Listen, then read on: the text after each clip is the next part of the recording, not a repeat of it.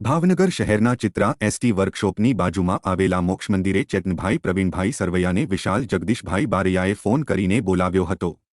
ત્યારબાદ ચેતનભાઈને માર મારતા ઇજાગ્રસ્ત હાલતે હોસ્પિટલ ખસેડાયા હતા। ચિત્રા એસટી વર્કશોપની બાજુમાં મોક્ષ મંદિરે વિશાલ જગદીશભાઈ બારૈયાએ ચેતન પ્રવીણભાઈ સરવૈયાને અગાઉ થયેલી સામાન્ય બોલાચાલીને પગલે ફોન કરીને બોલાવ્યો હતો।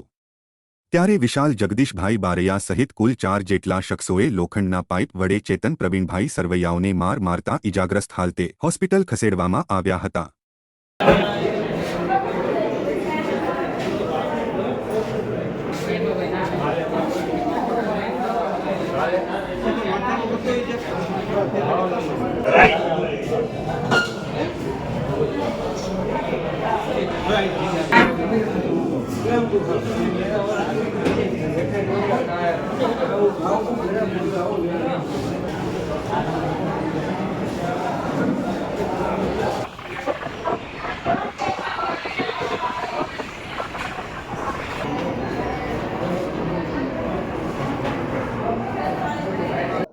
ચેતનભાઈ પ્રવીણભાઈ સરવૈયા।